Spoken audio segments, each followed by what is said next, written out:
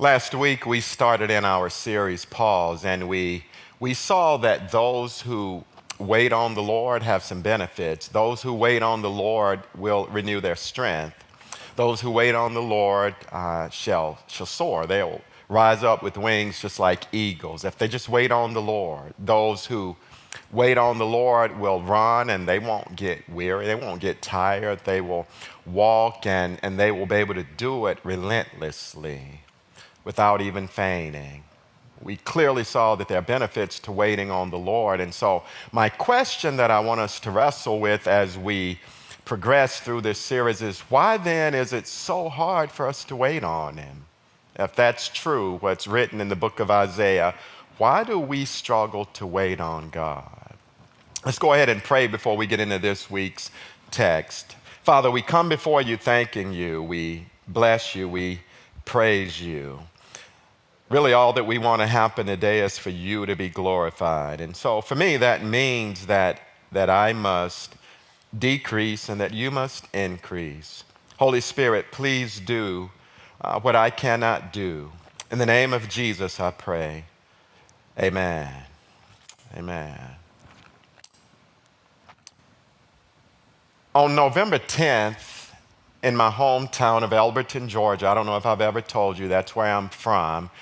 November 10th, I was in Dairy Queen on a Sunday night. I remember that it was November 10th because on November 12th, I started eating vegan. And that Dairy Queen meal kind of prompted that. I had 2 cheeseburgers with bacon. I had onion rings. I think Dairy Queen has the best onion rings. And I had a large soft drink, and I had a Blizzard. It was a Royal Blizzard with peanut butter in the middle. It was November 10th. When I got home by that Monday morning, I was sick. Started eating vegan the next day. But one of the benefits of that November 10th night in Dairy Queen is I crossed paths with my 4th grade teacher, Mrs. Bradford. Mrs. Bradford and her husband, she introduced me to her husband and she blessed me. She said she watches us and what we're doing at the factory, and her goal is to one day come here. Blessed me.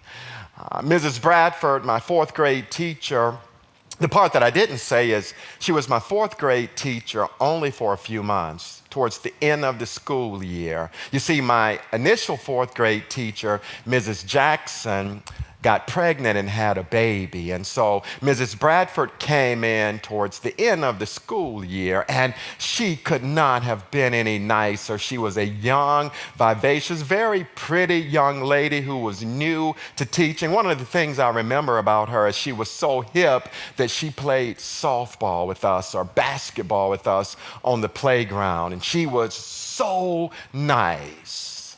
But I'll never forget in 4th grade, she instituted this thing where she was going to have a math star student of the year. And so what she did was she put a poster on the wall, and whoever got the best grades was going to get a math student of the year. And she put everybody's name on that poster, and for every grade you submitted, whoever got the high grade, they got a star. They got a star. And I'm just going to be honest with you, at a certain point it became obvious that I was going to be the math star student. I'll never forget, though, Mrs. Bradford, as nice as she was, asked to meet with me in the hallway. She took me out into the hallway, and I saw a side of her that I had never seen before. She stooped low, and she talked to me, and she said, "You don't deserve the math student of the year." I was like, "No, she didn't." She said, "You don't deserve the math student of the year. Derek Barnes deserves it." She said, "All you have done was cut up in class." And she said, "I'm disappointed in you." She said, "Because Mrs. Jackson told me that if things fell apart, I could count on you. Mrs. Jackson told me that you would be a leader. Mrs. Jackson told me that I could rely on you, and all you have done is misbehave from the day that I got here." Well, I shook that off, and I I stated my defense. I started naming various other people in the class, I won't mention names, whose conduct was far worse than mine. I was trying to justify myself. And I'll never forget, she stooped low again and she said these words, "Yeah, but you're supposed to be a leader." That's what I think about when I look at the text in Exodus chapter 32. When it comes to waiting, leaders must know better even when others don't. When it comes to waiting, leaders shouldn't be tripping like other people do. And that's what we don't see in Exodus chapter 32. Let me just summarize the chapter. It's a long chapter. Here's a basic breakdown of the chapter. Moses, the leader of the children of Israel, is away. He's away with God. His right-hand man is there, though. His right-hand man happens to be his brother, Aaron. He's a leader. So Moses is up on the top of a mountain. Aaron is left at the bottom of the mountain to be the leader of the people while Moses is away. Here's the problem. The people convince him to make them a god, and he makes them a golden calf. And they literally worship that calf, and they get in trouble for it. Some of them are even killed. Moses comes down the mountain and he prays for them.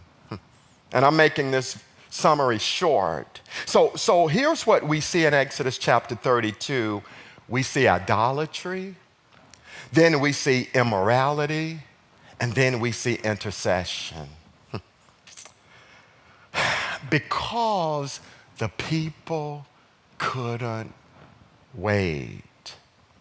And one of their leaders, Aaron, capitulates to their cravings. I don't know if I said it already, but when it comes to waiting, leaders must know better. For number one, when they don't, we're going to see the crowds. The crowds are going to take over. The crowds are going to start creating the culture. The crowds are going to start leading. When you look at verse 1, it says, "Now when the people saw that Moses did what?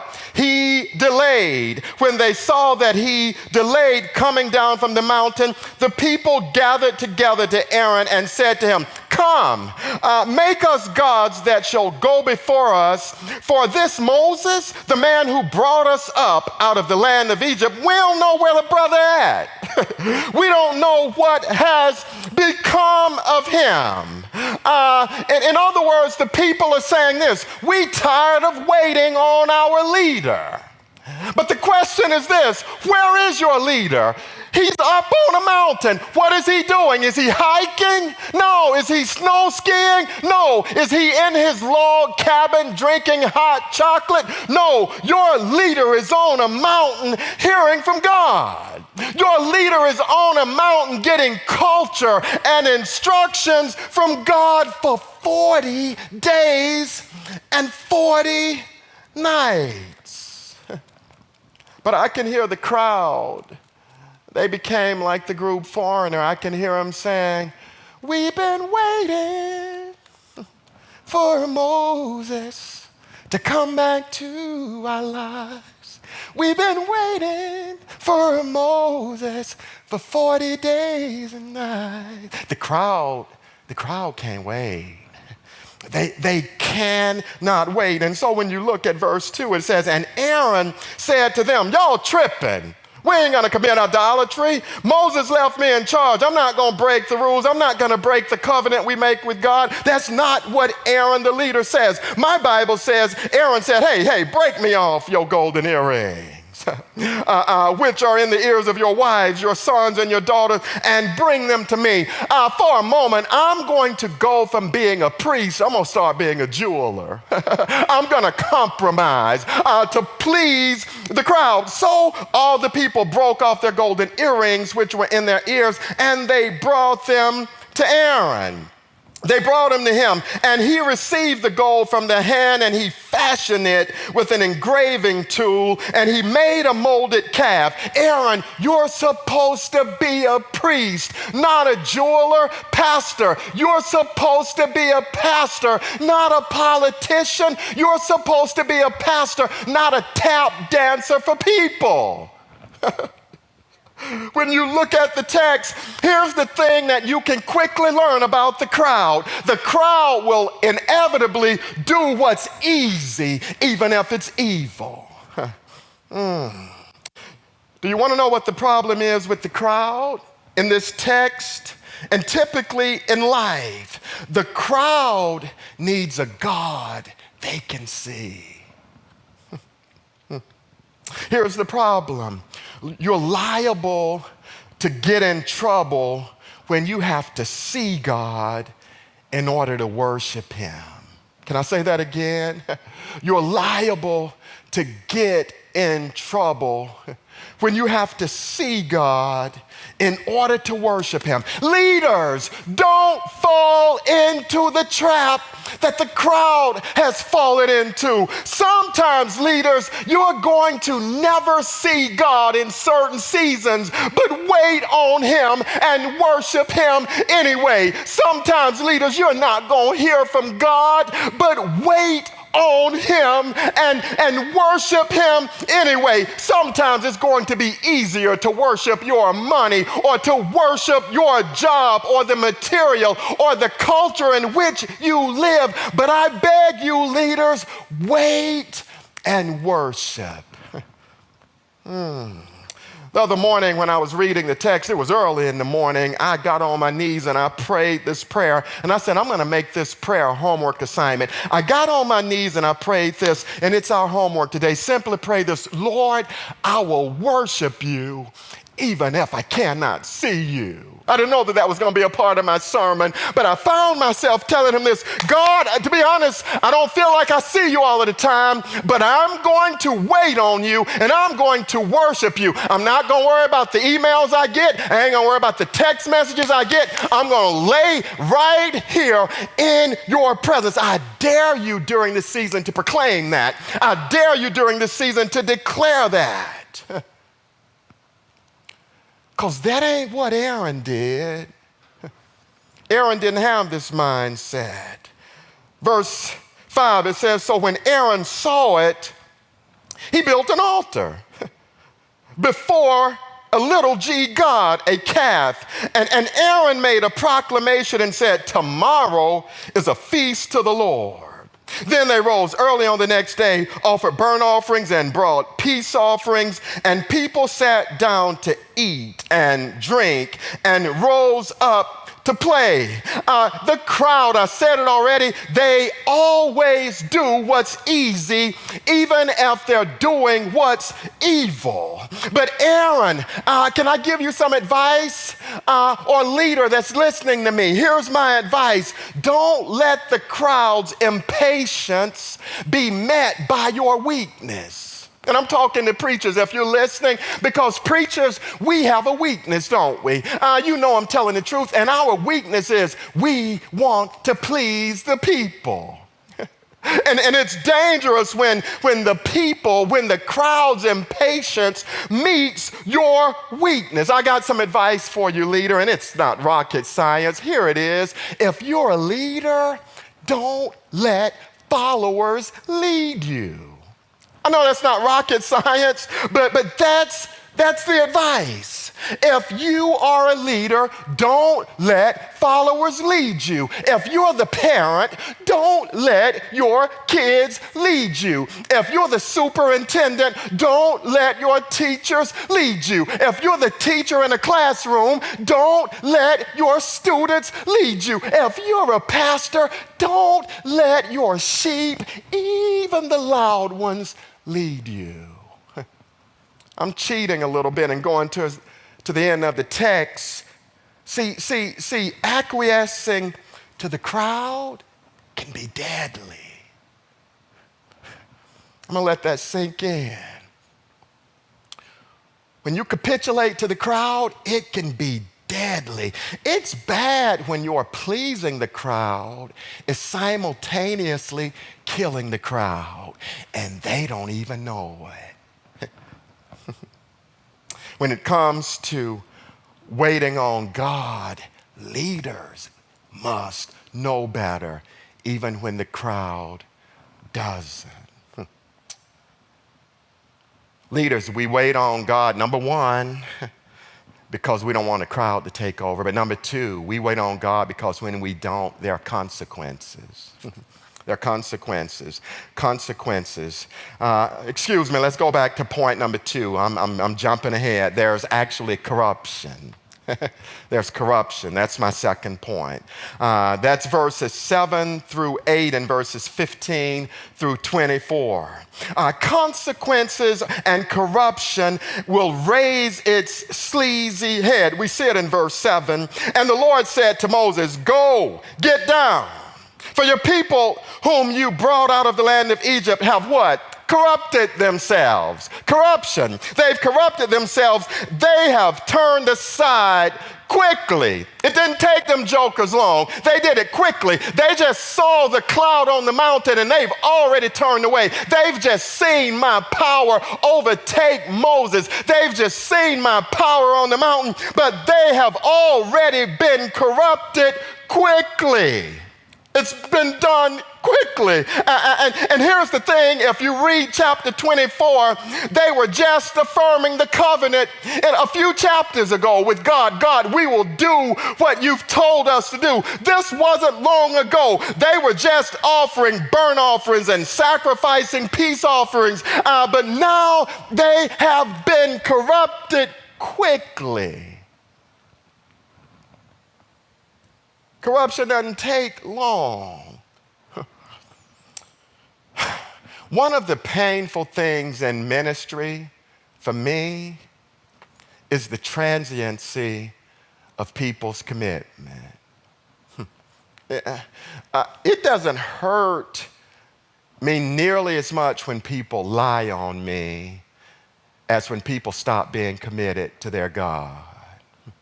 The mean emails I get don't bother me as much as when I saw somebody make a commitment to God and they quickly let go of the commitment and corruption crept in, and now they're doing their own thing. They've got their own golden calves. Nothing bothers me as much as the transiency of people's commitment. Let's go down to verse 15. When we go down to verse 15, it says, "And Moses turned and went down from the mountain, and the 2 tablets of the testimony were in his hand. The tablets were written on both sides. On the one side and on the other side, they were written. Now the tablets were the work of God, and the writing was the writing of God engraved on the tablets. And when Joshua heard the noise of the people as they shouted, he said to Moses, 'There is a noise of war in the camp.' But he said, 'It is not the noise of the shout of victory, nor the noise of the cry of defeat, but the sound of singing I hear.' So it was as soon as he came near the camp that he saw the calf and the dancing. So Moses' anger became hot, and he cast the tablets out of his hands and broke them at the foot of the mountain." So we see people dancing and we see people celebrating. It is noisy. They're celebrating. They're having a feast. They're getting their version of worship on. And here's the thing, when carnal revelry is perceived as spirit and truth worship, that's scary. When carnal revelry is perceived as genuine praise, that's dangerous. Ladies and gentlemen, that's the epitome of what corruption will do. It feels like a celebration, but it's corruption. It feels like praise and worship, but it's corruption. It feels like praise dancing for the real God, but it's corruption. How do I know that it's corruption? Because it ain't Christ. It's a calf. It's a calf that you're worshiping. How do I know it's corruption? Because it ain't Christ. It's your job. How do I know that it's corruption? Because it ain't Christ that you dancing around. It's your sign in your yard for your favorite political candidate. What if your political idolatry you're worshiping?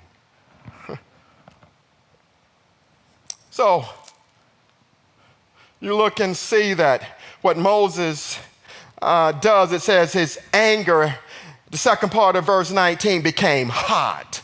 And he cast the tablets down. Here's what he's doing, because when I read that part, Moses has been on the mountaintop with God for 40 days and 40 nights. He's got 2 tablets in his hand. And I was speaking to Moses. I was like, Moses, yo, man, don't break those tablets. Don't do it. Why, Moses? This is where I was going to stay in the sermon. They're proof. Those tablets are proof that you've been with God. Those tablets are proof that you have relationship with God. But as soon as I was trying to write that in my message this week, it's like I could feel the Spirit say to me, that's the leader's problem. They trying to prove too much to the people. You don't have to prove anything. Break those tablets. Why did Moses break them? Because he's showing the people, y'all's covenant with God has been broken. Keith, I ain't trying to prove anything to anybody. I need to get these people right. They don't need to see me bragging about my relationship with God. No, I need to show them that they're down there dancing, but their dancing is delusional. I need to show them that. I need to show them that they're down there singing, but their singing is delusional. It has been corrupted. They got praise dancers, but this praise dancing is corrupted. Some places have big buildings and banging worship teams and a banging band, but what if it all has been corrupted?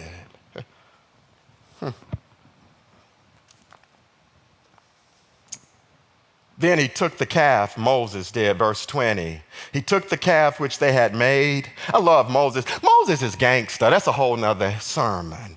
He took the calf which they made and burned it in the fire and ground it to powder. And he scattered it on the water. And check this out. This gangster, he made the children of Israel drink it. We need more gangster leaders. We need more gangster pastors who ain't scared of people. He made them drink it. So check this out. Check this out. So you mean to tell me their God, their little g God, was able to rather quickly be burned and smashed? It happened quickly. He gone. Your little God is gone. Anybody testify that your little g God is gone during this pandemic? The thing that you put all of your trust in is gone. Can anybody testify, if you have to be honest, your little g God has been smashed and burned? The economy, smashed and burned. Can anybody testify that job that you thought paid you so well would never go away? Can anybody testify your little g gods are gone? Hey, I don't mean to be insensitive. If that's the case, that's one of the blessings that comes out of the pandemic, that you see the thing that you're worshiping ain't nothing. I know that's bad English. Moses had them drink it. Can I give you some advice? Swallow your false gods. Moses said, drink your false god. Swallow your false gods. Check this out. It might make you sick. And it should, but it's better to be sick than to worship it. Verse 21, Moses said to Aaron, why are you down here acting a fool? Okay, that's not what he said. Moses said to Aaron, what did this people do to you that you have brought so great a sin upon them? It's kind of like he did say, why are you down here acting a fool? It's kind of like he did say that. So Aaron said, I repent, I'm wrong. No, that's not what he said. He said, do not let the anger of my Lord become hot. He said, you know the people, you know how they is. that they're set on evil. He said, for they said to me, make us gods that shall go before us. For this Moses, the man who brought us out of the land of Egypt, we don't even know what has become of him.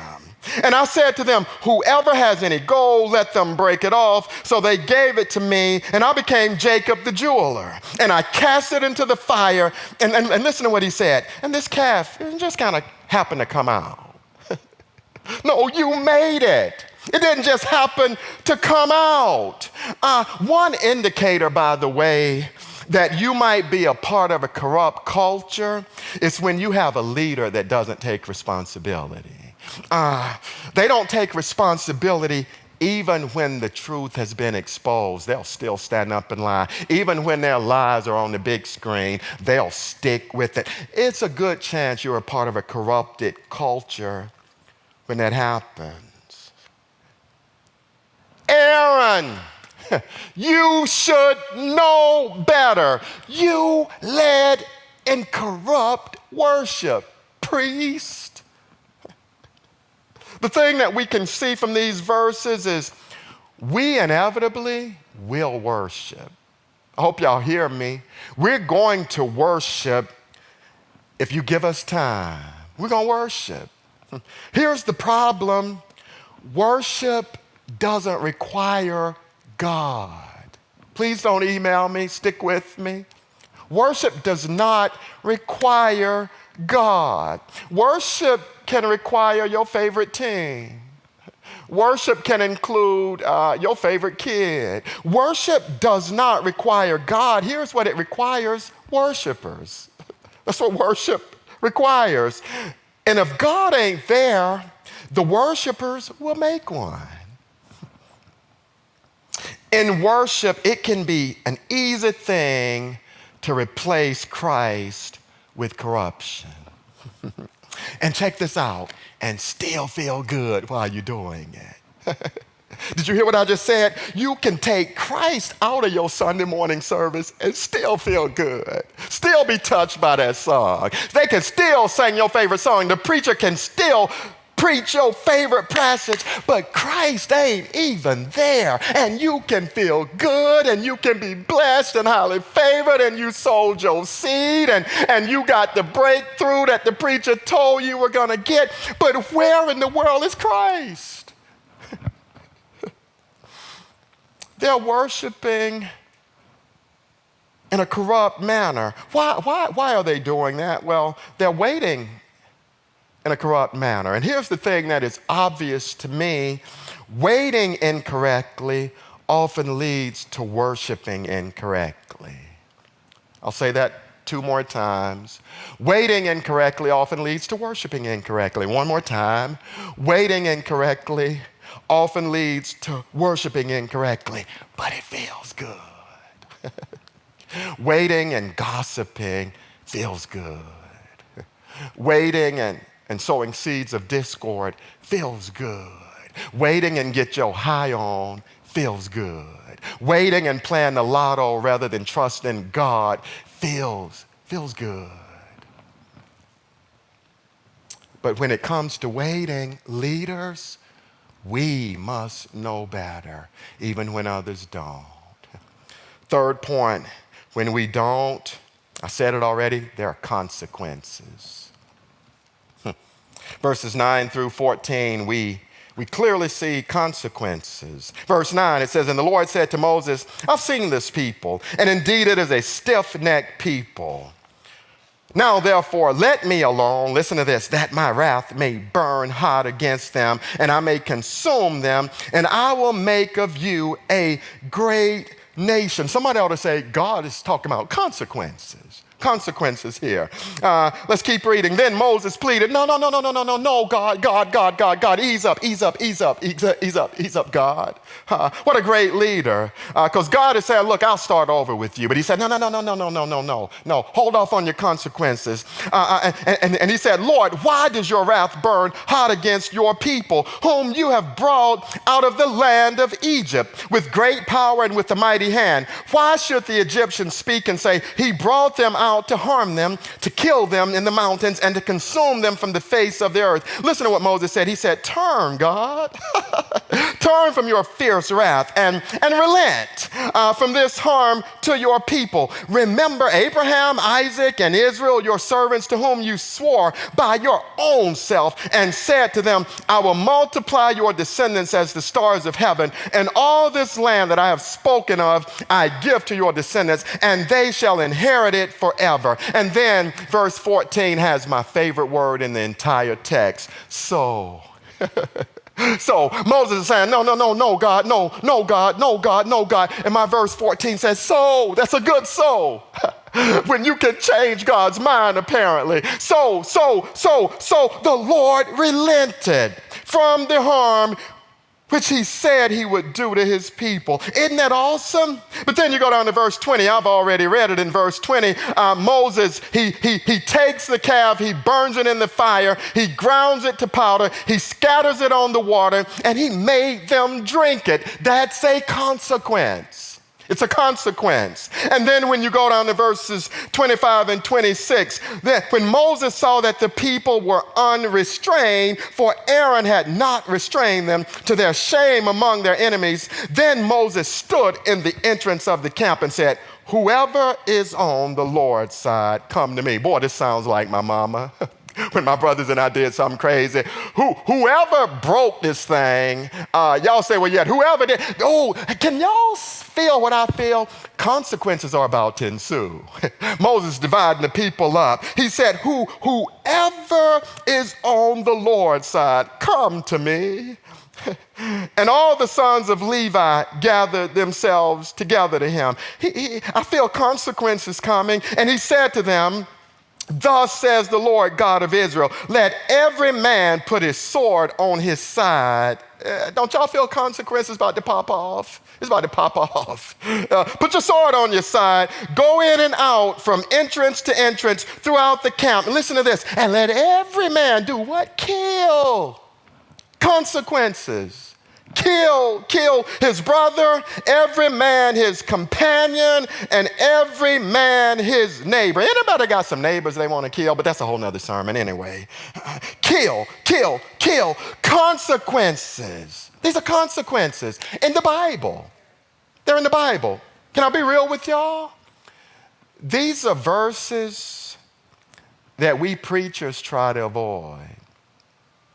As I was trying to write my sermon, I said, I'm going to just preach the first few verses. I'm not going to preach the whole text because we try to avoid these verses like this because I think of different conversations I've had with people, and when you share your faith with them, there's like, God is too mean.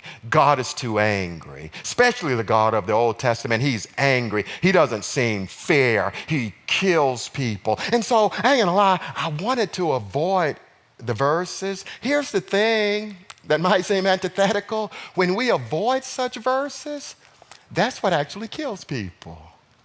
Did you hear me? Avoiding these verses is the thing that's deadly.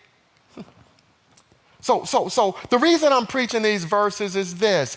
I'm not preaching to get God justified in your eyes.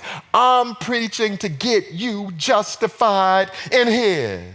Did y'all hear that? I'm not preaching to get God vindicated in your eyes. I want you vindicated in His. I'm not preaching to get God justified in your eyes. I want you justified in His. And so preachers, when we don't preach the whole counsel, we might be responsible for some of the consequences. Listen to me. God's justice and God's wrath will be satisfied, whether I preach it or not. When it comes to waiting on God, leaders, we got to know better even when others don't. Let me quickly give you a bonus point. It's verses 29 through 35. And again, these verses bothered me. The bonus point, just write down the word confession. And maybe even more appropriately, write in parentheses beside that word intercession. Intercession. One of the things that's kind of troubled me during the pandemic is that I don't know a lot. I don't know a lot of answers. So when people text me or talk to me, or I've had other preachers call me wanting to know what I'm going to do regarding this, I don't have a lot of answers. I don't.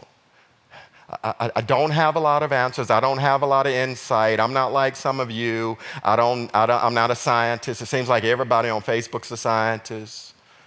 That's not me. Here's what I do have. I have the ability to intercede. I can say that I've been praying for you. I can say that. I have the ability to intercede for people who even disagree with me. We have that ability. And that's what we see in this text. I love these verses 29 through 35. They read this way. Then Moses said, consecrate yourselves today to the Lord, that he may bestow on you a blessing this day. For every man has opposed his sons and his brother. And listen to this. It says, now it came to pass on the next day that Moses said to the people, listen to this, you have committed a great sin. You're the one that sinned. Listen to this though. So now I will go up to the Lord. Hold on, Moses, you didn't sin. They sinned, yeah, but I will go up. But Moses, they're the ones that sinned, yeah, but I'm going to go up. I'm going to go up. Perhaps I can make atonement for your sin. Do y'all see that? You're the one that did wrong, but I'm going to go to bat for you. What a great leader. Here's the thing. Moses is saying, I will go up for you even though you gave up on me.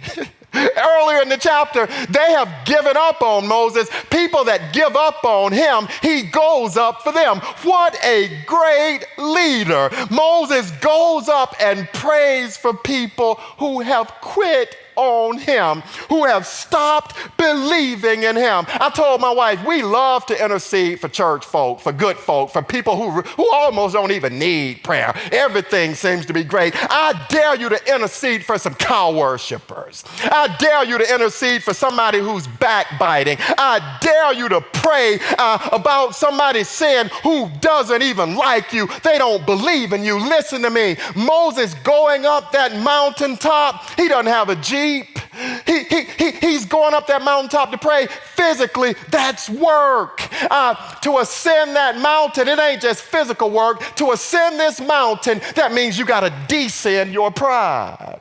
Because these people have been talking about you. These people have quit on you. It's work.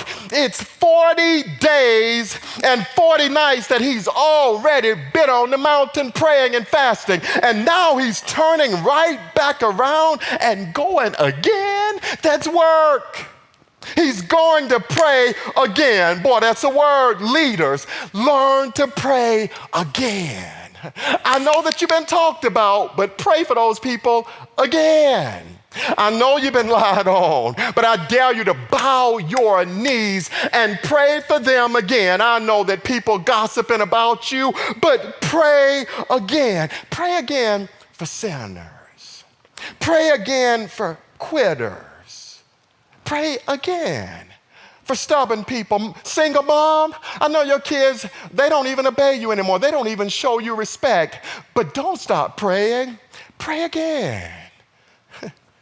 Pastors, I know some people maybe have left your church during the pandemic, but don't stop praying for them. Pray again. Verse 31, Moses returned to the Lord and said, he returned to the Lord, been up there with him 40 days. He back. I'm back, God. He said, all these people have committed a great sin and have made for themselves a god of gold. Yet, now, if you will forgive their sin, listen to what he says, but if not, I pray, blot me out. Boy, what a great leader.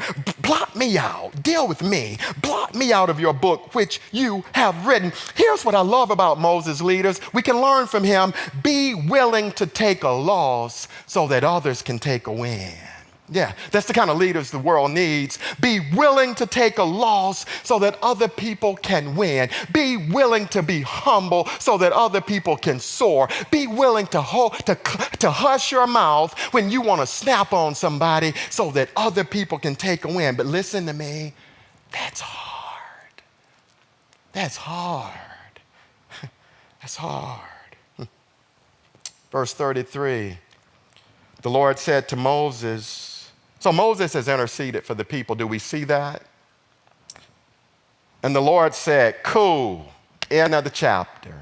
You interceded, and we live happily ever after. Is that what it says? My Bible says, and the Lord said to Moses, whoever has sinned against me, I will blot him out of my book. Boy, don't miss this. It's like God is almost saying this to Moses. It's great that you interceded, but you don't tell me what to do. I know that people are going to be talking about you for thousands of years, but you still ain't God. They're going to make movies about you. It's going to come on every Easter, but you ain't God. You don't tell me how to run this. God is speaking. He said, I will blot him out of my book. He says, now therefore, you just do what I call you to do. Go lead the people. Go lead them stiff necks. Go lead them people that gave up on you. That's what you're called to do. You're not called to be God, Moses. Go lead the people to the place of which I have spoken to you. He said, behold, my angel shall go before you. Oh, I don't like this next word. Nevertheless, in the day when I visit these jokers, I will visit punishment upon them for their sin. So the Lord, listen to this, plagued the people because of what they did with the calf which Aaron made. Do y'all see that? Oh my goodness. And I'll be honest with you, I don't like these verses. I don't like them. Because, come on, man, Moses intercedes. I mean, if you intercede, it's supposed to be happily ever after. And it seems like after he intercedes, it's like God kind of, sort of, maybe, I'm not sure, forgives. What happened to A plus B equals C? That's what I learned in Sunday school. What happened to the linear God? We don't like to embrace the nuances of the Bible. I told my wife that this week. We've made this thing just too simple to us. Partly because we've made it in our image. That's a whole nother sermon. You know what we can get from that? Because I don't get this God. Here's what one of the things we can get. Maybe you need to confess your own sin.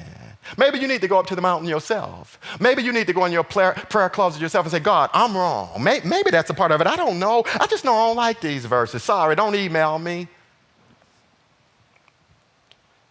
So God doesn't kill them, but God says in verse 35, the text says he plagued them. Anybody glad God hasn't killed you? You glad? But if you had to be honest, you do feel like he's plagued you? Don't raise your hand in the living room because I know we have to lie about this stuff. You can't admit it, can you? You feel like he's plagued you. You can't admit it because God is good all the time. And all the time, God is good. But you know you feel like he's plagued you. You know you feel like you're walking around with burdens. Anybody, you know that you've been saved, but you still feel afflicted? Can anybody say, you know what, I know I'm forgiven, but I feel plagued. I feel tormented. I've heard you, PK, say that if you confess your sin, God will forgive you. He'll not only forgive you, but he will cleanse you. I've heard you preach from 1 John 1:9. So if I'm forgiven, then why do I still feel plagued? If I'm forgiven, then why do I still have hurts? Why do I still have pain? Why do I still have personal pain? Why do I still have familial pain and communal pain? He ain't killed me, and I'm glad he hasn't killed me, but can I tell you, I feel like he's hit me. Even if others can't tell, I feel like I've been hit.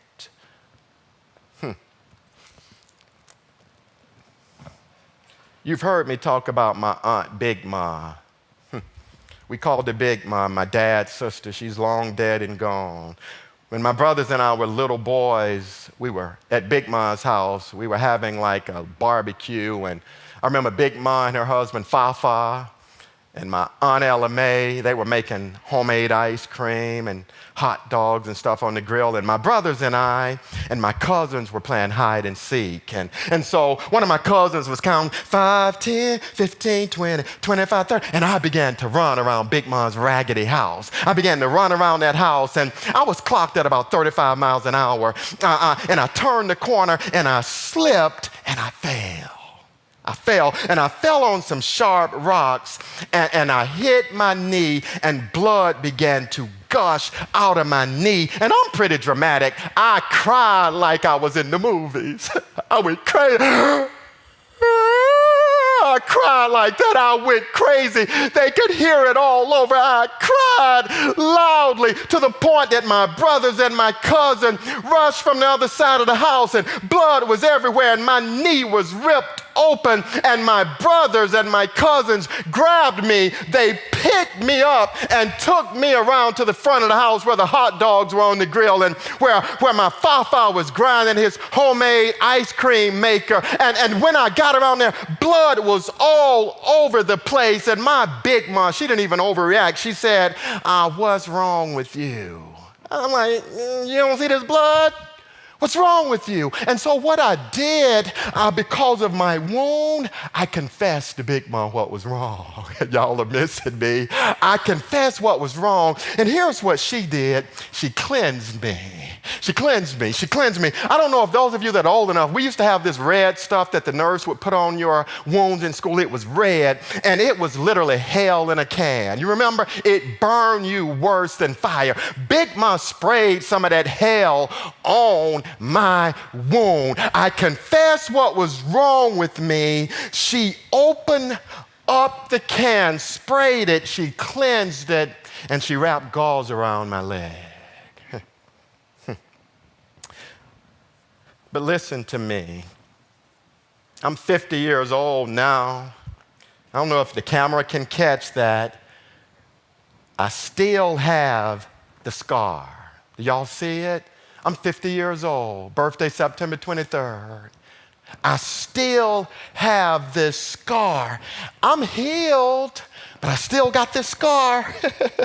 I didn't die, but I still have this scar. I was cleansed, but I still have this scar. And the scar serves as a reminder.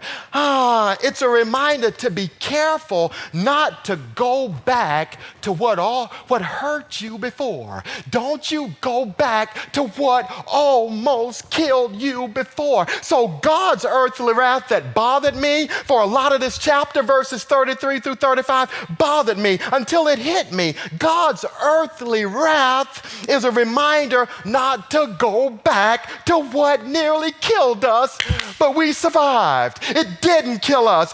And it's also a warning to avoid his eternal wrath in the future. Earthly wrath is nothing if it stops us from enduring his eternal wrath. And here's the thing then, that means that God's earthly wrath then is actually grace. It's grace, because I don't want you to endure eternal damnation. I'll hurt you a little bit here. I'll give you some wounds here. I will remind you with your scars, and I want you to look at your reminder scars and remember, I didn't kill you. And once I got that this week as I was studying, I wasn't complaining about the verses anymore. I wasn't scratching my head anymore, because I have reminder scars that I used to be a liar, but I'm still alive. I used to be a cheater, but I'm still alive. I've danced around my own sacred calves, but God did not kill me. I've done so much wrong, and I've got the scars, and I feel plagued, but I'm still alive. And I ain't gonna be mad about the earthly wrath of God, because it's grace that's keeping me from his eternal wrath. God has kept me alive. Oh, I've reaped some stuff I sow. There are times I cry. I told my wife that this week. I find myself crying sometimes about my scars, but I'm alive. And I ain't gonna be judging God. I'm gonna go and spend my time praising Him.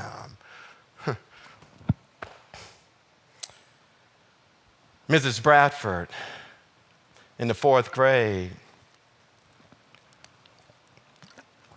confronted me. By the way, I'm not going to tell another teacher story for a while. They're all making me look bad. She confronted me because I was wrong. Here's the good news about Ms. Bradford. After she came out of that hallway with me, and once we got back in that classroom, you would have never known she was mad at me. You'd have never known. Matter of fact, she was just as nice to me as ever. And I also changed. For the remainder of the school year, I changed. What I like about Mrs. Bradford and what I love about God, they get something that my therapist told me. He told me this. He said, redemptive influence is where God uses us because of our past, not in spite of it. Mrs. Bradford, she gave me some redemption. She gave me a second chance. Let me say that one more time. Redemptive influence is where God uses us because of our past, not in spite of it. I asked Shelley to reach out to y'all this week so that you could read chapters 24 through 32. If you read chapters 24 through 32, you might not have noticed this. I read it, and here's what I saw. I saw Aaron's name. This is before he sacrificed or before he worshiped a golden calf. I saw his name more than I saw Moses' name. Did y'all hear me?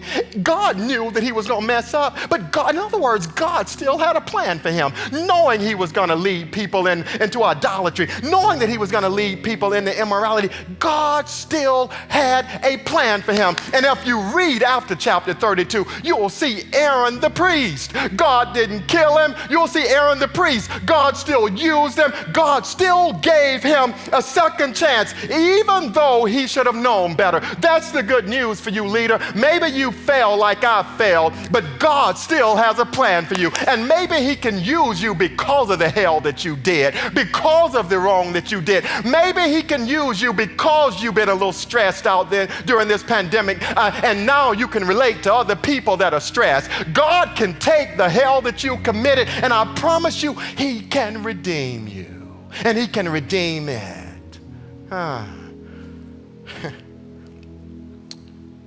Closing. I said this last week, but we have a great leader who waits for us. I mess up sometimes when it comes to leading and waiting on God. But our ultimate leader, the greatest leader of all time, he waits for us. Anybody glad that he's waiting for you? Anybody glad that he didn't kill you in the middle of that sin season? Yeah, he waits for us. He waits for us. He waits for us. He doesn't outrun us, but he walks with us. And maybe you're watching today. I'm here to tell you, God is waiting on you. This is your day. He's been waiting on you. He's here. And what I'm going to ask you to do right where you are, tell him, you know what, God, you don't have to wait on me anymore. I want to join you. I want to join your family. God, I want to turn away from all of my golden calves. I want to turn away. I want to turn away from all of my idolatry. I want to turn away from all of my immorality. And Father, I want you to be my true God, big G God, not little g God. I don't want to live in idolatry and immorality anymore. I want to live saved. I want to live as yours. So thank you for waiting for me. All you got to do right where you are is say, God, would you save me now? I dare you to do that. God, will you save me now? God, I believe that you came from heaven to earth as God, but you put on flesh. You emptied yourself. And I believe that you never once sinned, but you were my substitute for my sin. I believe that. I believe they beat you, Lord. I believe they bruised you. I believe they wounded you. I believe they put nails in your hand and a nail through your feet and put a crown of thorns on your head and hung you on a cross. I believe you died, not because of your sin, but because of mine. Yeah, I believe that. But I believe that you rose from the dead. And I believe you ascended back to heaven after your resurrection.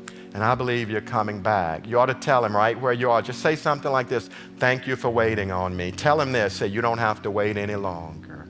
Today's the day that I give you my life. Do it where you are. Tell him, today is the day that I give you my life. Tell him now, thank you for waiting for me. And if you did that, you're saved. I ain't trying to make it complicated. You're saved. So here's what I want to ask you to do. Go ahead and email us or text us or call us. Information will be on the screen, and we would want to follow up with you. We would want to educate you about your decision. We'd want to give you a Bible and some literature, and we'd want to welcome you into the family. Is God not good? I'm glad that as a leader, even when I fail at waiting and various other things that I fail at, God doesn't fail. We thank you. Next week, we're back with week 3 of this series. Please join us. Please invite friends. Please share so that other people can know him. We look forward to seeing you next week, same time, 10 o'clock Eastern Time. Have a good week. Peace out.